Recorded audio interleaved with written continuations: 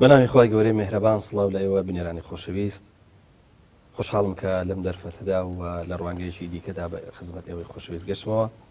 ئازیزانم بەپێ پێشەچی ئەمەوێ پێتان بڵم کە ئەم جارە لەگەڵ نووسەر و سۆسیۆلۆگ دکتۆر عادل باخەوان ڕوانگەی ئەم جارەمان تاوتوێکین بە کۆمەڵێک پرسیار بە کۆمەڵێک پرسیاری هەمەلایەن چ لە بواری سیاسی و چ لە بواری فکری و چ لە بواری تەنانەت شەخسیشە. دکتۆر بەخێر بێت. سپاس دکتۆر ئەمە سەرەتا وەکو مەدخەلێک بڵێم تۆ ئێستا ئازانی لە بەو سیفەتی کە کۆمەڵ ناسیت ئەزانی ڕوبەڕووی چ بنیارێک دانیشتویت و ئەزانی چ پرسیارێکان لە جەنابەت هەیە. ئەگەر لەم سەرەتا ڕێگەت پێ بدەم ئەتەوێت قسەیەک لەسەر ئەمە بکە یاخود هەرێکسەر بچمە سەر پرسیار. بارزەی خۆت حەزەکەم بیانی بۆ بینەر ئەگەر شتێکت هەیە ناشتێکی تایبەتم نییە چونکە بینەری تەلەڤیزیۆنی کۆمەڵ بۆ من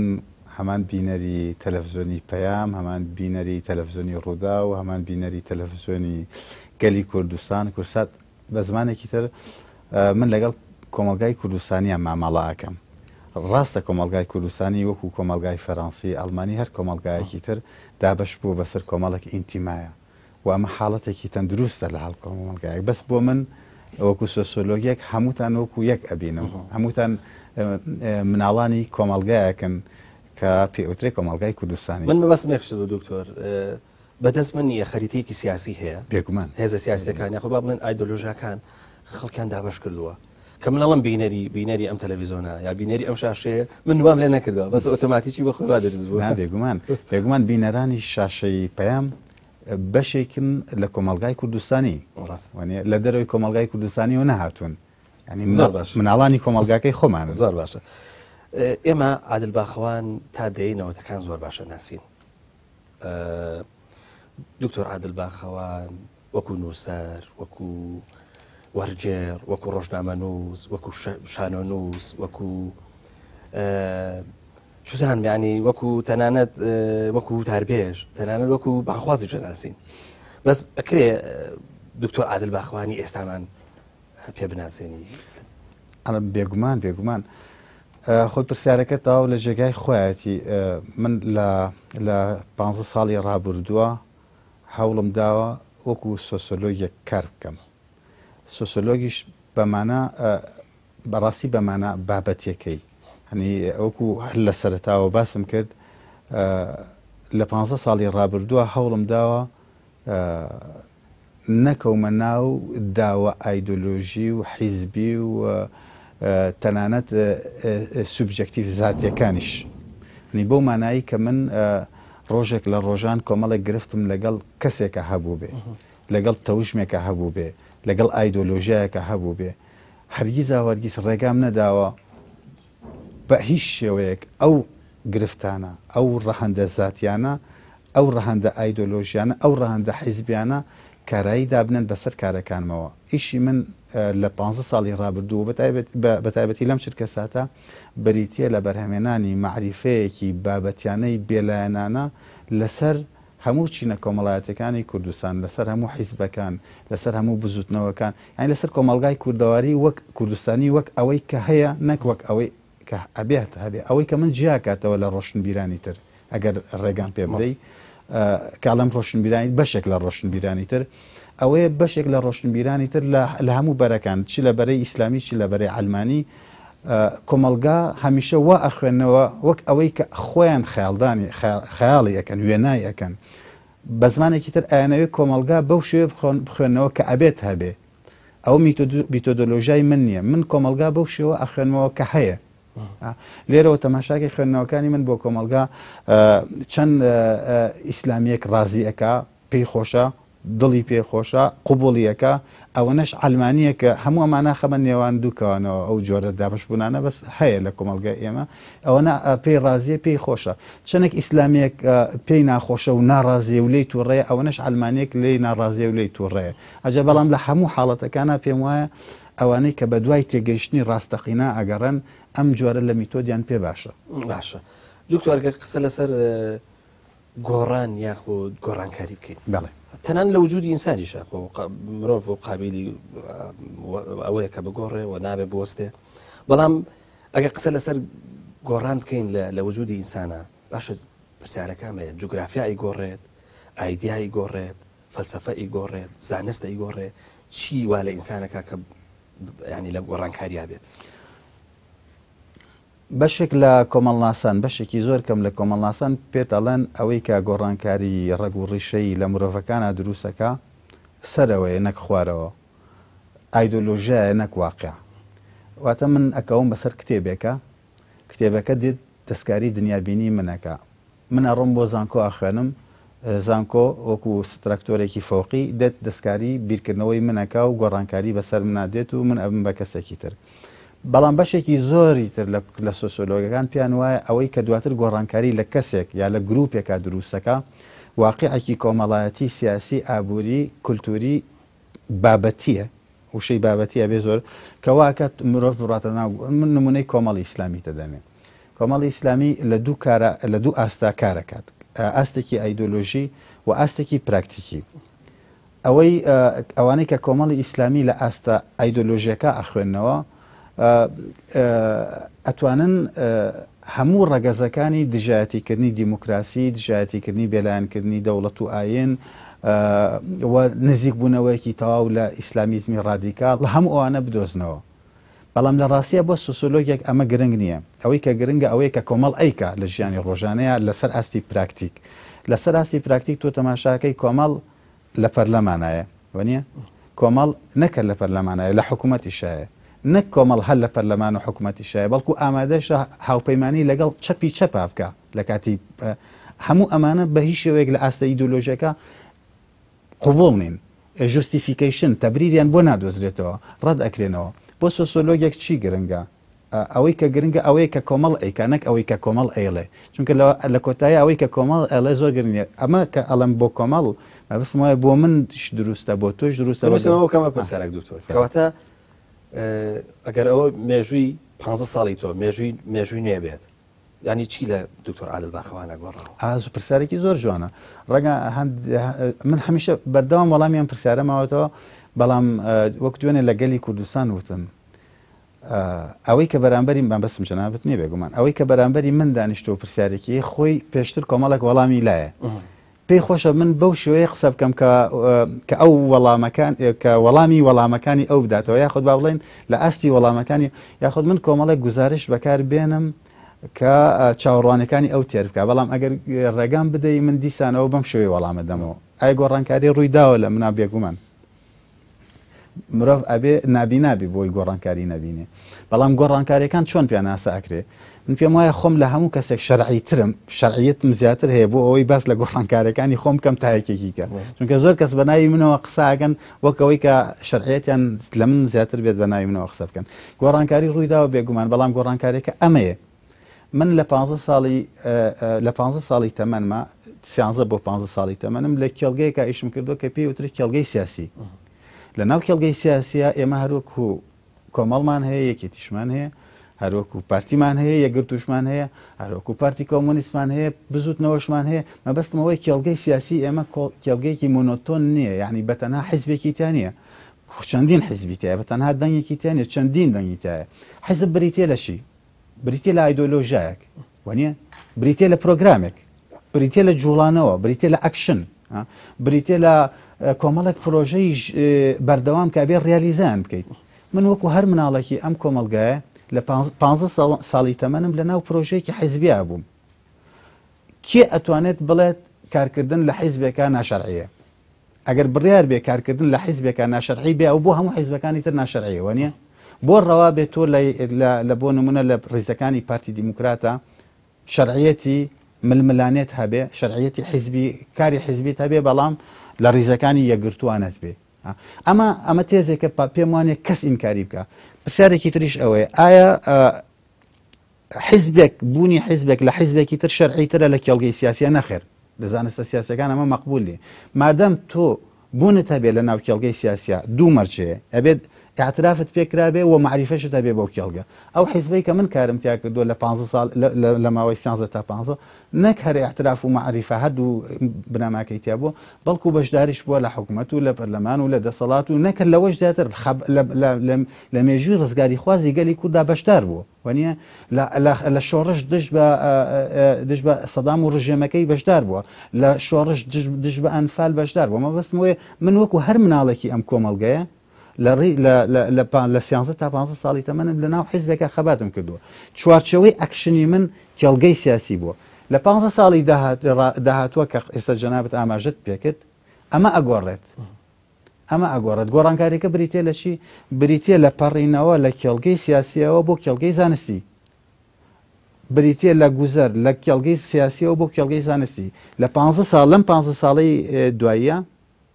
من لە هیچ حیزبێکا کارم نەکردووە سەر بە هیچ ڕێکخراوێک نەبووم تەنانەت سەر بە هیچ ئایدۆلۆژیایەکی تایبەت نەبووم ئەوەی کە منی مەحکوم کردووە بەکارکردن گرە و خەون و بەرژەوەندی و ئیرادە و خواستەکانی کێڵگەی سیاسی نەبوون بەڵکو گرە و بەرژەوەندی و خواستەکانی کێڵگەی زانستی بوون ئەگەر ئەمە وەڵامێک پێ جەنابەت قەناعەت پێ بکە دکتۆر هەندێک دقیقا ئەم ژیانکردنەی تۆ تا ئێرە دابەشەکەمە سێ قۆناغێکی ئەوەی کە ڕابرد وەکو مێژوو قۆناغێکی تر هەیە قۆناغی وەسەتی تۆ ئەو قۆناغی کە لە قۆناغە مێژوویەکەوە ئەگۆڕێت بە قۆناغی مەسەلەن بۆ نمونە قۆناغی با بڵێن دووەم لەو وەسەتەیە لە ناوەندا دەگوتێ دکتۆر عەبدولباخەون وەکو سێرچ بکە وەکو بگەڕێ بەردەوام زۆر حاڵەتی ینی چۆنەڵێ سەقامگیر نییە بەس لە ئێستا گوترێ دکتۆر عادلباخەوان هێورە ئێستا سەقامگیرە ئێستا بە ستراتیژیشەکە ئەمەش ئەگەر بکەم بە پرسیارێک چۆن وەڵامی تۆ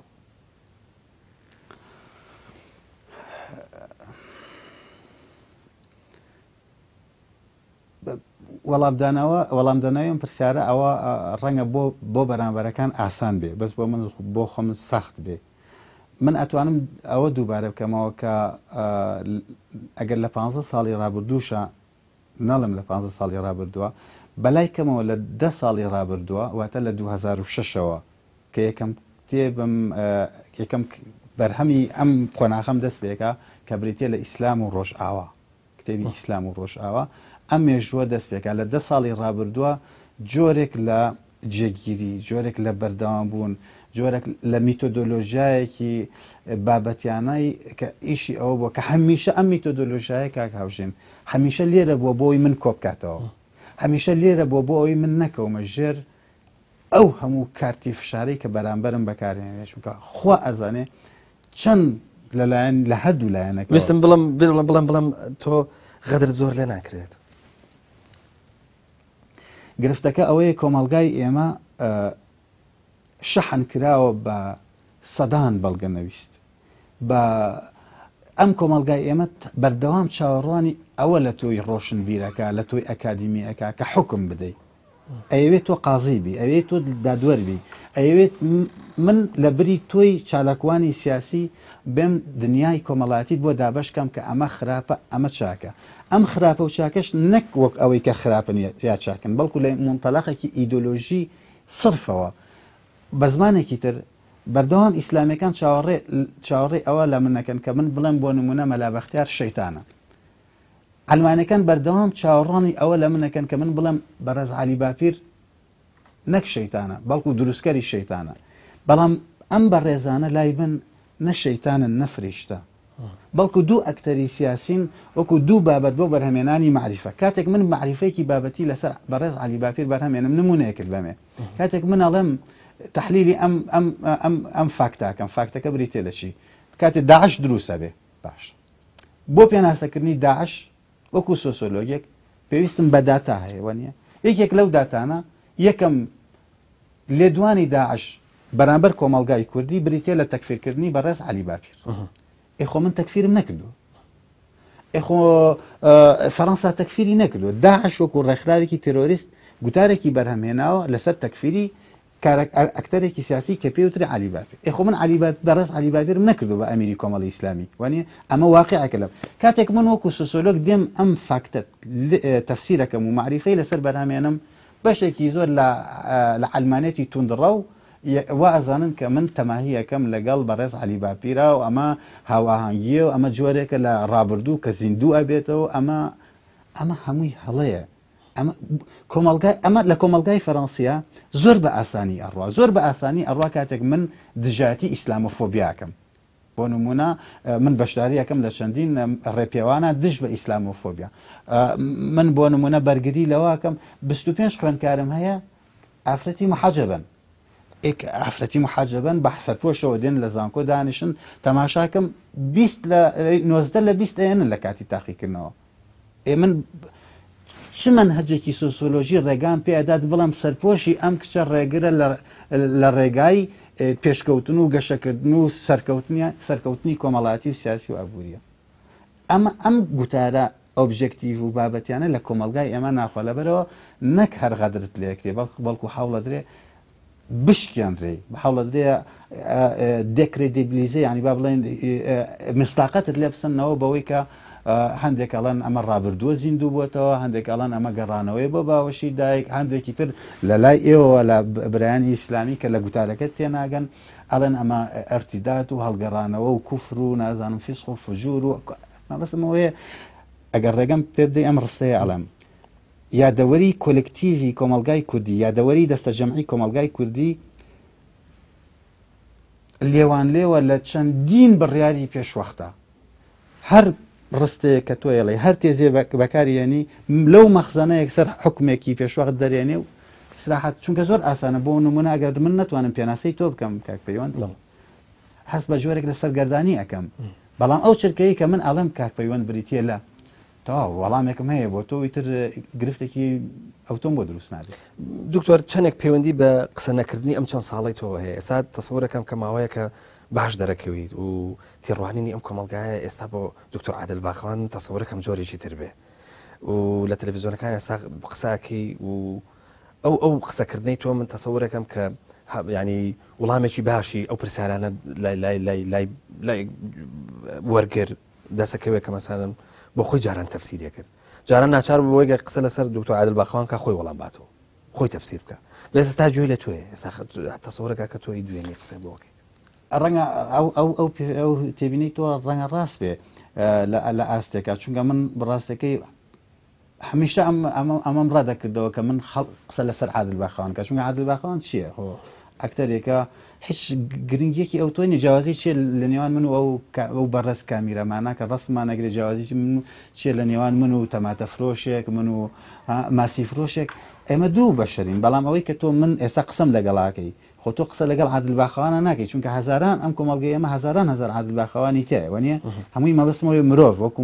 لە ئاستی منت کە هێناوە بۆ ئێرە قسەم لەگەڵاکەی وەکو سۆسیۆلۆگ قسەم لەگەڵاکەی ئەگەر من سۆسیۆلۆگ نەبوومایە تۆ قسەت لەگەڵا ناکردم لەبەرەوە من لە ماوەی ڕابردوو هەمیشە ڕەفزی ئەوەمە کرد کە قسە لەسەر خۆم بکەن وەکو زات بەڵام لە چرکە ساتێکە هەستم بۆ کرد کە جۆرێک لە چاوەڕوانی هەیە بۆ ئەوەی من لەسەر زاتی خۆم قسە بکەم لەسەر ژیانی پرایڤەتی خۆم قسە بکەم و ئەگەر بێت و من قسە لەسەر خۆم نەکەم خەڵک بە ناوی منەوە قسەکە خەڵکی تر شەرعیەت بەخۆی و ئەوانەی بەداخەوە بە ناوی کاک پەیوەند چەند گرنگە تۆ بۆ قسەکردن لەسەر عادل باخەوان بڕۆی کتێبەکانی بخوێنیتەوە تۆ ئەگەرەتەوەی بۆ نمونە بۆچوونی من لەسەر عەلمانێت بزانی فەرموو کۆتایی عەلمانێت بخوێنەرەوە ئەگەر ئەتەوێت بۆچوونی من لەسەر ئیسلام وەکو ئاین بزانی فەرموو کتێبی ئاینچیە ئیسلام و ڕۆژ ئەوە بخوێنەرەوە ئەگەرێتەوەی بۆچوونی من لەسەر تیرۆریزم بزانی فەرموو تیرۆریزم وەک بیناکردنی کۆمەڵایەتی بخوێنەرەوە چونکە کە پەیوەند دڵنیاتەکەمەوە من بۆ 45 دقا لە خزمەتی توام بەس بە 45 دقا نە تۆ نە من نەبینەرەکانم ئەتوان وەڵامەکانیان دەست بکەوێت بۆەوەی بەڕاستی ئەگەر یەکێک ئەوێت من لە ڕێگەی بەرنامەی تۆ بۆ یەکەم جار ئەمە ئەڵم ئەگەر یەکێک ئەوێت لە منی سۆسیۆلۆگ کتێبکات با بڕۆ کتێبەکان بخوێنێتەوە ئەگەر نە عادل باخەوانی زات چی بەهایەکی هەر وەکو سۆسیۆلۆگێک زیاتر لە دەیەونیوێ کە بڵێن کوردستانە بەجێهێشتووە ئەو کوردستانی کە بەجێت هێشتووە لەگەڵ کوردستانی کە ئێستا هاتوویەوە ناوی هەفتە ساڵە بڵ لەما ئەم هەفتە ساڵا کوردستان چ گۆڕانکاریی گۆڕانکاری زۆری بەسەر هاتووە ئێمە هەڵبەت لە ڕووی ژیاری و بیناسازیەوە ناڵێن لە ڕووی فکر و کێڵگەی سیاسی وەرەگرم چونکە هەمیشا بێت نمونەیەک وەرگین لە کێڵگەی سیاسە کاتی ئەم گۆڕان ئەم کێڵگەی سیاسی کە ئێستا هەمانە 180 پلە جیاوازە لەو کێڵگەی سیاسی کە من بەجێم هێشت نمونەی کۆمەڵ وەربگرم وانە کۆمەڵ کاڵم کۆمەڵ مەبەستم وەکو گزارش شتێک لە پرۆژەی ئیسلامی تەماشاکەی ئەوەی کە من بە درێژایی 10 ساڵی ڕابردوو ناوم ناوە پۆست ئیسلامیسم یاخود پەڕینەوە لە ئیسلامیزمەوە بۆ پۆست ئیسلامیزم بە شێوەیەکی زۆر زۆر جوان لە کۆمەڵە خۆی مانیفێستەکە لە یەکگرتووی ئیسلامیە خۆی مانیفێستەکە لە یەکێتی نیشتمانی و پارتی دیموکراتە کاتێک مامەڵەی ئەوان لەگەڵ ئیسلام و ناسیۆنالیسمی نەوەدەکان لەگەڵ ئەم ڕۆیە بەراورد دەکەم پەڕینەوەیەکی گەورە تێبینیەکەم چۆن ئەوان ئیسلام و ناسیۆنالیزمیان هەرس کردووە بۆ نمونە لە نەوەدەکانە یەکگرتوو حیزبەکانی ئیسلامی سیاسی هەمیشە وەکو تاپۆری پێنجەم تەماشاکران هەمیشە وەکو ئەو مناڵانە تەماشاکران ئەو نەوانە تەماشاکران کە لە سۆماڵ و سوودان و ئەفغانستان و لە دەرەوە هاتوون نەک وەکو مناڵی شەرعی کۆمەلگای کوردی نەگوەک گزارش لە ئێستاە ئەمە بووە بە یەکێک لە بەڵگەنەویستەکان کە حیزبەکانی ئیسلام و ناسیۆنالیزم کە من ئەڵێم ئیسلام و ناسیۆنالیزم مەبەستم بزوتنەوە کۆمەڵ یەکگرتووە هەرسیانیان نەک هەر قوبوڵ کراون بەڵکو بوون بە بەشێک لە سیستمەکە ئەوە لەسەر ئاستی کێڵگەی سیاسی لەسەر ئاستی کێڵگەی کۆمەڵایەتی ئێمە ئەو تەحول لە گەورانەی کە بەسەر ئێمە هاتووە من ئەترسم نەک ئەترسم من تێبینی ئەوەکەم کە لە داهاتوویەکی نزیکە هەمومان ببین بە کۆمەڵێک کەسی ڤیرتوێڵ واتە پەیوەندی کۆمەڵایەتەکانمان لە بری ئەوەی لەسەر ئاستی فیزیک بێت پێمان باشتر بێت کە لەسەر ئاستی فەیسبوک لە ناو فەیسبووکە ئێمە مەرحەبایی یەکتری بکەین ئەکرێ واروها لە ناو کێڵگەی کولتوریە مەبەستمەوەی بە شێوەیەکی گشتی ئەمە کۆمەڵێک تەحولی گەورە هاتووە بەسەر کۆمەلگای ئێمە بەڵام بەداخەوە دوڕستە بەڵام بەداخەوە ئەم تەحولە گەورانە ئەم پەڕینەوە گەورانە تا ئێستا لە لای زانکۆکانی ئێمە و لای بیرمەند و توێژەرانی ئێمە هەر بە ڕوت و قوتی ماونەتەوە وەکو مادەی خاوان ئیشیان لەسەر نەکراوە دکتۆر جارێککە لەسەر مەسەلەی ئەوەی کە پێک وترێ ئایدۆلۆژیا وەستم ئایدۆلۆژیا تا 2000ش چۆن زەبری گەورەی هەیە بە کۆمەلگایەمەوە ئاتە برینی گەورە لە جستی کۆمەلگایە کات ینی ئایدۆلۆژیا لە ڕابردووە نەیتوانیەوە خزمەتی ئێمە بکە بەڵکو برینداری کردوین ئەگەر ئێستا باس لە ئایدۆلۆژیا بێت قسە هەیە لەسەرەوەی کە هێزە سیاسەکانی ئمە ئایدۆلۆژیا هەرتیانەوە ئێمە ئێستا ڕوبەڕووی هێزی ئایدۆلۆژی نین یعنی ئامادەی هێزی ئەمە ئامادەیەکی ئایدۆلۆژی نییە بەزگا قسە لەسەر ئەوە بێ ینی بەنەمانی ئایدۆلۆژیا بە کاڵبوونەوەی ئایدۆلۆژیا ئێمە شتێکمان دەستکەوتووە ئەگەر ئەوە بریتی بێ لەو پێکەوە دانیشتن و پێکەوە قسەکردن و لێک نزیک بوون و نازانم ئەو گۆڕانکارێکە دروست بوو ئایا ئایدۆلۆژیا نەماوە من ئەڵم ئەوانەی کە بە نەخێر بەڵێن وەڵامەدەنەوە دروست نییە دروست نییە چونکە من پێم وایە لە پشتی هەر ئەکشنێکی سیاسیەوە هەمیشە ئایدۆلۆژیاک ئایدۆلۆژیا چییە؟ ئایدۆلۆژیا بە ئێمە لە خۆمانی نەکەین بە چوارچێوەیەکی وەهمی یا با بڵێن خەیاڵکراوی بێواقعی کۆنکرێتی ئایدۆلۆژیا لە سادەترین پێناسەیە بۆ من وەکو سۆسۆلۆگ یەک بریتە لە کۆمەڵێک ئایدیا کۆمەڵێک ئەفکار کە لە پشت پرۆژەیەکی سیاسیەوە هەن ئایا ئەتوانین بڵێن یەکێتی نیشتمانی ئایدۆلۆژای نییە؟ ناتوانم کۆمەڵێک ئەفکار کۆمەڵێک فکر کۆمەڵێک بۆ چوون لە پشتی پرۆژە سیاسیەکانیەوە نیە ناتوانم بڵێم نا ئایا ئەتوانین بڵێن کۆمەڵ لە پشتی ئەم هەموو پرۆژە سیاسیەوە کە هەیەی ئایدۆلۆژیایەک نییە نا بەڵام ئایا ئایدۆلۆژای 2016 هەمان ئایدۆلۆژیای نەوەدەکانە نەخێر ئایدۆلۆژیا ڕاستە کاڵبووەتەوە بەڵام ئەو کاڵبوونەوەکەی نەوەدەکانە حتەنانەت من وشەی کاڵبوونەوەش بەکار نایەنم بەڵکو ئەوەی کە بەکارێنم تەحەولە ینی با بڵێن پەڕینەوەیە گۆڕانکاریە نمونەیەکت بەمێ هەر کە پەیوەندی بە خۆتانەوە هەیە لە سەرەتای نەوەدەکانە بەڕێز مامۆستا عەلی باپیر لە یەکێک لە کتێبەکانیان ئیمان و پەرلەمان وەکو دوو دژ بەرامبەر یەک دانێ و ئاسان چون بۆ پەرلەمان وەکو جۆرێک لە پرۆسێسی چوونە دەرەوە لە ئیمان دانێ بەڵام تەماشاکەی تۆ لە 2005 خودی بەڕێز علی باپیر ئەبێت بە ئەندامی پەرلەمان ئەمە بەڵگەیە لەسەر چی ئایا ئەم بەڵگەیە لەسەر کۆمەڵە خەڵک بە ناوی نیفاق و دوو ڕووی ئەمە خوێندنەوەیکی سیاسی بێمانایە ئەوەی بۆ من وەکو سۆسیۆلۆگێکەکەی بینم ئەو تەحەولە گەورەیە کە بەسەر ئەم ئایدۆلۆژیایە هاتووە ئایا علی باپیر بەڕێز علی باپیری 2005 کاتێک ئەڕاتە پەرلەمان بەڵگەی لەسەرەوەی ئایدۆلۆژیا لە پشتی ئەم ئەکشنەوە نیە نەخێر بە پێشەوانەوە من پێم وایە تەحەولێکی گەورە بەسەر ئایدۆلۆژیاکەیە هاتووە کە لە سەرەتای نەوەدەکانەوە دیموکراسی کوفر بوو کوفرێک کە ناکرێت بە هیچ شێوەیەک باسی بکەی هەر باسکردنی نییە دینە دیموکراسی دینە وا باسەکرا بەڵام لە دەیبیتەکەی ئەو ئێوارەیە ئەگەر بینی بێتە دیموکراسی بە هەموو شێوەیە قبوڵە بەڵام تەنها یەک ڕەهەندی قبوڵ ناکرێت یەک ڕەهەندی قبوڵ ناکرێت پەیوەندی بە حرام و حەڵاڵ پەیوەندی بە حرام مەبەستمەوەی تا ئێمە چەند مەسافە چەند مەودا لە نێوان ئەو تێزانەی سەرەتای نەوەدەکان و ئەمڕۆ هەیە لە کاتێکە لە نەوەدەکانە دیموکراسی ئەسڵەن گومان نەبوو لە کوفری بەڵام ئێستا گومان نییە ئەسڵەن لە کوفری بە هیچ شێوەیەک ئاجا مەبەستمەوەیە بڵێم نەخێر ئایدۆلۆژیا هەمیشە لێرەیە بەڵام بە چاپی تر لە ئاراستەی ترە دکتۆر هەر ڕێگە دەتام ینی هە زۆر بە ڕاشکاوی قسە لەسەر ئیسلامی سیاسی بکەیت ینی پرسیارەکە ئەوەیە تۆ ێستا باسی کۆمەڵە گۆڕانکاریت کرد لە ناوە مێزانەیە هەیە باوەڕی وایە کەم هێزانە بکڵێن ئەم هێزانەمە بەسمانەوەی کە جۆنابەت بۆ لە نەکرد و کۆمەڵ و بزوتنەوە و یەکگرتو پیان وایە هێشتا گۆڕانکاریەکانیان زۆر کەمە هێشتا لە ئاستی پێویستانی نازانم جاری وایە هەر لە لای هەندێک ڕاستەکەی لە لای هەندێک بیستین و لە لای هەندێک ڕۆشنبیر هەر نەگۆڕاون ئەسڵەن هەر نەگۆڕاون ینی تەسەورەکەن کە ئێمە داعشێکی ترم بەدیوێژی بەڵام ئیسلامی سیاسی تا چەند ئاراستەکەی بەرەو کامەڵبوون یا بەرەو هێوربوونەوە دوای ئەوەی کە مەسەرم بۆن کۆمەڵ قۆناغی بەجێهێشتووە تا چەند کە ئەبن بە هێزی معقول باوە بڵێ من لێت ناشارمەوە چەند داعش ئەم ترسێنێت ئەوەنەش ئەو تایپە لە ڕۆشنبیر ئەم ترسێنێت کە بەم شێوەیە بیرەکاتەوە من ڕەنگە چەند نەتوانم پێم وانێ من بتوانم لە مووسڵی داعشا بژیم چەند ئەترسم چەند پێم وایە ناتوانم لە مووسڵی داعشا بژیم ئەوەنش پێم وایە لە کوردستانێکە ناتوانم بژیم کە ئەگەر ئەم تایپە لە ڕۆشنبیر ڕۆژێک لە ڕۆژان دەسەڵاتی تیا بێ و حکم بگرێتە دەست وڵات بەرێتە چونکە پێم وایە قەتڵ و عامێکی گەورە دروستەکە پێم وایە هەمومان جینۆسایی دەکا ئەم تایپە لە ڕۆشنبیر کاک پەیوەند هیچ منهەجێکی پێ نییە منهەجی ئیشکردن لەسەر هیچ میتۆدۆلۆژیاکیش ناکە لەسەر فاکتیش ناکە بەڵکو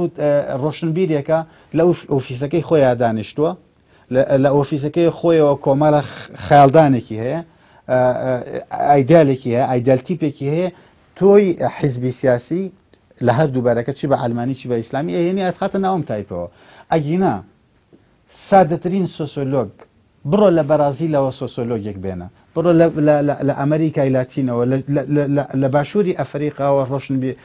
سۆسیۆلۆگێک بێنە لە فەڕەنساوە سۆسیۆلۆگێک بێنە با دراسەتی ئەم فاکتانە بکە تێ ئەگات کە چەند پەڕینەوەی گەورە لە نێو ستراکتۆری بزوتنەوە ئیسلامیەکانە دروست بووە هیوا هەیە ئیسلامی سیاسی حد ئەسڵان نابێ بە دیموکرات ئیسلام و دیموکراسی بە هیچ شێوەیەک یەکتری ناگرنەوە من ویستم بیکەم بە پرسیار دەشێ مەسەلەن بۆ منە دەگونجێ مەسەلەن ئیسلامی و دیموکراسیت یعنی جواب من پرسیارەکەی جنابەت وەڵام دەمەوە من دیموکراسیم بە شێوەی ڕەها قبوڵ نییە ئەلمانێتم بە شێوەی ڕەها قبوڵ نییە هەموو ئەم شتانە کۆمەڵێک ئەمانە دەقی مقدس نین دەقی پیرۆز نین ئەمانە چوارچێوەی سیاسی و چوارچێوەی بیرکردنەوە مرۆڤ دەستکردی مرۆڤی نەواتە مرۆڤی ئینتاجی کردوون و ئەوەی کە مرۆڤ ئینتاجی ئەکات لە هەلومەرجێکی کۆمەڵایەتی ئابووری سیاسی کولتوری تایبەتە مەرج نییە هەلومەرجێکی تر تحملی بکە بۆ نمونە لە کۆمەلگای فەڕەنسیا ئێمە لایسیتێ بەرهەمەهێنین لایسیتێ بەرهەمێنین ئایا ئەتوانم ئەم لایسیتێ بەرم و لە ئەمریکا وەک ئەوەی کە لە فەڕەنسا هەیە جێبەجێکم نەخێت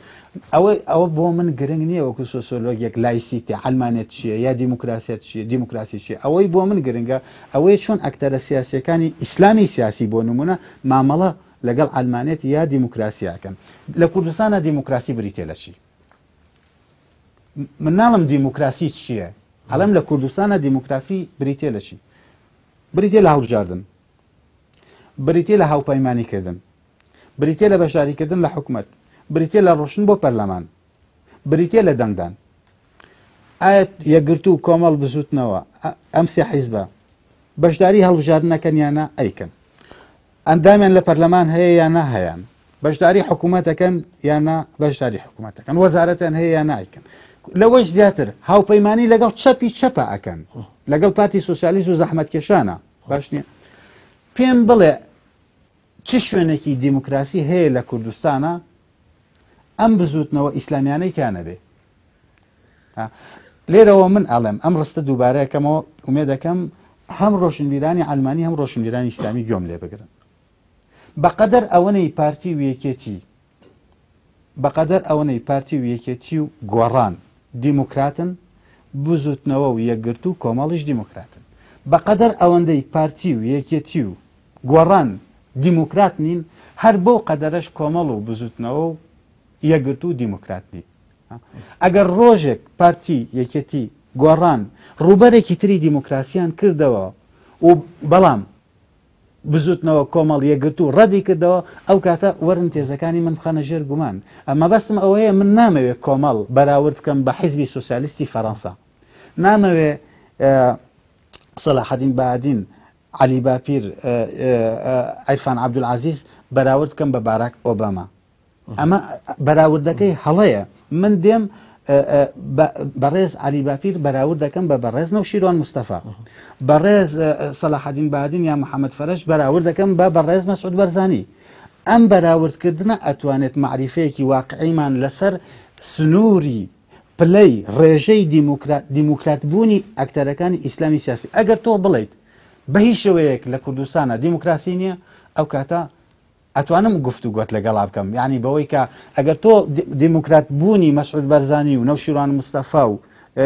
تاڵەبانی ڕەت بکەیتەوە ئەو کاتە ڕەنگە ڕێگات پێ بدەم دیموکرات بوونی حیزبە ئیسلامەکانیش ڕەت بکەیتەوە بەڵام ئەگەر تۆ لەلایەک بەرەیەک دروستکەی بە ناوی بەرەی دیموکرات لەم سێ حیزبە لە کاتێکە ئەم سێ حیزبەی تریش هەمان ئەو پراکتیکانەیان هەیە کە ئەمانەیەکەن لەسەر هاسی ئۆبجێکتیڤ و زانستی غەڵەتە کەواتە دکتۆر لەوە تێگەین کە هەر پەیوەست بە دیموکراسێتەوە ئەوە چۆنەڵی ئاستی ئامادەی ئایدۆلۆژیان نییە کە چۆنەڵی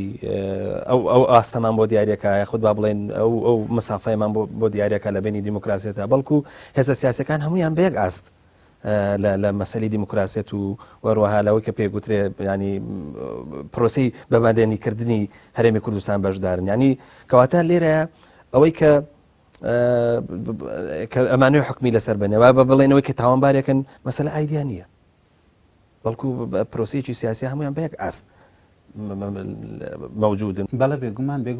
بێگومان ئەگەر یەکرە نمونەتەیامێ و دوایی سەر لە نوێ پرسیارەکەت بکە ئازانم پرسیاری تریش زۆر ماوە بەرەی نیشتمانی فەڕەنسا بەرەی ماغین لۆپێن ئەیبا بەڕێەوە ئەمانە دوو ئاستیان هەیە ئاستێکی گوتار تێوری لەگەڵ ئاستێکی پراکتیکە لەسەر ئاستی گوتار بەرەی لۆپێنیەکان تونترین گوتاریان هەیە لەسەر ئیسلام لەسەر کۆچبەران لەسەر چەپ لەسەر ڕاست لەسەر جمهوریەت لەسەر یعنی ڕۆژ نییە لەسەر ئاستی ئایدۆلۆژیا نایان بن بەرەو دادگاکان بەڵام ئەمە زۆر گرنگ نییە بۆ ئێمە ئەوەی کە گرنگە بۆ ئێمە لەسەر ئاستی بۆ نمونە یەکێتی ئەوروپا زۆر بە توندی دژایەتی یەکێتی ئەوروپاکەن بەڵام مارین لۆپێن خۆی ئەندام لە یەکێتی ئەوروپا ئەوەی بۆ سۆسیۆلۆگێک گرنگە ئەوەی بۆ پۆلیتۆلۆگێک گرنگە ئەوەیە کە مارین لۆپێن ئەیکە نەک ئەوەیە کە ئەیڵێ ئەوەی بۆ من زۆر گرنگە ئەوە نەبوو بەڕێز علی باپیر بەڕێز مامۆستا علی باپیر لە دەیبێتە کاوتی ئەوەی زۆرتر بۆ من گرنگە چۆنەتی مامەڵەکردنی ئەوە لەگەڵ دەیبێتەکە ئەو ئەکشنانەیە کە ئەو کردی لەگەڵ دەیبێتەکە ئەو پراکتیکانەیە کە ئەو کردی ئەو هەر ئەوەی کە هاتووە بۆ ناو هۆڵێک لە بەردەم جەماوەرێکی فراوانە لەگەڵ کەسایەتێکە کە 180 لە یەکتری جیاوازن لەسەر ئاستی ئیدۆلۆژیا پێکەوە گفتوگۆ ئەکەن پێکەوە دیالۆگەکەن پێکەوە ئەڕۆنە نێو پرۆسێسی گۆڕینەوە ئەوەی بۆ من گرنگە خودی ئەم پرۆسێسەیە کە ئەو ئەیکا کە ئەمە خۆی لە خۆیە یەکێکە لە مانیفێستاسیۆنە هەرە گەورەکانی دیموکراسی با ئەو گوتارێکی گەورە بەرهەم بێنێت لەسەرەوەی کە دیموکراسی کوفرە بەلامەوە گرنگ نییە با مارین لۆپێن گوتارێکی گەورە بەرهەم بێنێت لەسەر هەڵەوەشانەوەیەکێتی ئەوروپا بەلامەوە گرنگ نییە ئەوەی گرنگە بۆ من خۆی لە ناوێکێتی ئەوروپایە دکتۆر کۆمەلگا ئێمە هەمیشە کۆمەلگاکی چاوەڕوانە ینی ئەوێت ئەو شتانی کە خۆی پێی ناکرێت هێزی تر بێن بۆی بکەن بە تایبەتی زل هێزەکانیان چاوەڕوانێکی زۆر هەیە لەسەر لە ئەمریکا لە فەڕەنسا لە بەریتانیا ئەم چاوەڕوانێن لە جگای خۆیەتی ینی ئەو چاوەڕوانە گەورەی کە نازانمەگە دروست بێ ئێمە لە دۆزەخێکا بژین ئەو هێزان ناتوان ئێمە بۆ بکەن بەباشت. من پرۆژەیەکم هەیە لە ئەوروپا بە ناوی پرۆژەی دیالۆگ لەگەڵ ئەوروپا بۆ لەناو ئەم پرۆژە زۆر لەمانیەکە هەمیشە دوو دەیبێتەکەم لەگەڵ دوو بیرمەندی ئەوروپای کۆی ئەو بیرمەندانە هاوڕان لەسەر ئەوەی کە ئەوروپا و ئەمریکا دۆستی کوردنی ئەو وێنایی کە بۆ ئەوروپا و ئەمریکا دروست کراوە بەرامبەر بە کورد ئێمە خۆمان بۆ خۆمانمان دروست کردووە یا بۆیان دروست کردوین هەڵەیە خۆمان دروستمان کرد خۆمان بێگومان خۆمان بۆ خۆمان دروست کردووە کە ئەوروپا و ئەمریکا دۆستی ئێمە بە هیچ شێوەیەک شتیوانەیە بە هیچ شێوەیەک شتیوانەیە ئەوروپا و ئەمریکا ئەمەی من بە تۆ ێڵم هەمومان ئەیزانین بەس دووبارەکردنەوەی گرنگە تاکە پرەنسیپێک چوارچەوەی ئەکشنی ئەوان لەگەڵ ئێمە دەستنیشانەکە بەرژەوەندەکانن لە دەرەوەی بەرژەوەن ئەگە فرۆنسا هۆلاند سەرۆکی فەڕەنسا ئەو 25 ملیارد دۆلارە فەڕەنسیە نەبوایە کە لە کوردستانە خستوانەتە ناو پرۆژەی وەبەرهێنانەوە هەرگیز نەئەهات لە کاتی جەنگی داعشا بۆ ئەوەی لەژێر سرودی ئەیڕەقیبا مارشی ئەیڕەقیبا لەگەڵ بەڕێز مەسعود بەرزانیە بوەستێ واتە ئەوەی کە فرۆنسا هۆلاندی هێنا ئەو پەیوەندی نییە کە ئێمە و گەلی فەڕەنسی هەمیشە گەلی کورد و گەلی فەڕەنسی هاو خەباتی یەک بووین و دۆستی یەک ئەمانە هەم کۆمەڵ قسەی بێمانایە نمونەیەکت بەمێ فەڕەنسا یەکێکە لەو وڵاتانەی کە زۆر بە توندی پێدا ئەگرێت لەسەر مافەکانی مرۆڤ و دیموکراسی وەنی لە شۆڕشی فەڕەنساوە وە کاتێک ماریشال سیسی کۆدێتاکەی کرد فەڕەنسا یەکەم وڵات بوو کە ئیدانەی ئەو کۆدێتایی کرد ئەو ئینقلابەی کرد باشە بەڵام ساڵێک دواتر بەرژەوەندێ باڵەکانی فەڕەنسا فرۆنسا هۆلاند کە ئیدانەی کردبوو ناچاری کرد بای 24 ملیار ئیرۆ چەک بە ماریشال سیسی بفرۆشێ ئەو ماریشال سیسی کە هەزاران هەزار کەسی کە بە دیموکراسی گەشتوونە دەسەڵات لە زیندانەکانیان قایم کردووە ئەو هەزاران هەزار کەسەی کە لەژێر تەعزی بە ئەناڵێنن ئەوانەی کە باسی کوژراوەکان هەرمەکە ماریشال سیسی بەدەستی خوێنەوە گەشتە دەسەڵات وانە لەسەر دەبابە بە ئینقلاب گەشتە دەسەڵات منێک کە خاوەنی گوتاری دیموکراسیم گوتاری مافەکانی مرۆڤم چۆن ناتوانم مامەڵەی لەگەڵا بکەم ئەی بۆچی مامەڵەی لەگەڵاکە بۆ هەموو ئەوروپا مامەڵە لەگەڵ سیسیاکەن بۆ ئەمریکا مامەڵەی لەگەڵاکەن لەبەر یەک وەڵامی سادە وەڵامە سادەکە هەمومان ئەیزانین ئەوەی لە کۆتاییە دەستنیشانی بەرژەوەندەکانیانەکە دەستنیشانی ئەکشنەکانیانەکە بەرژەوەندەکانن جگە لە بەرژەوەندی هیچ شتێکی ترنی ئەمڕۆ ئەوروپا و ئەمریکا ئێمەی کوردیان پێویستە بەبێ ئێمەی کورد ناتوانن جەنگی داعش بکەن لەبەر چی لەبەرەوە هەموو ئەمریکا و ئەوروپا ئەو من دوێنێ تەحەداشم کرد هەموو ئەمریکا ئەوروپا یەک پرۆژیان نییە دوو پرۆژیان نیە سێ هیچ پرۆژەیەکیان نییە بۆ چارەسەرکردنی کێشەکانی ڕۆژهەڵاتی ناوەڕاست بەگشتی و دنیای دوای داعش بە تایبەتی تا ئەم چرکە سادە من ڕۆژانم زیادە ڕەویەکەم هەفتە نیە دیپلۆمات نەبینم لە فەڕەنسا و چەندین تەنانەتە لە 29 مانگە کۆڕێکم هەیە بۆ لە پاریس لەسەر سربەخۆی کوردستان بۆ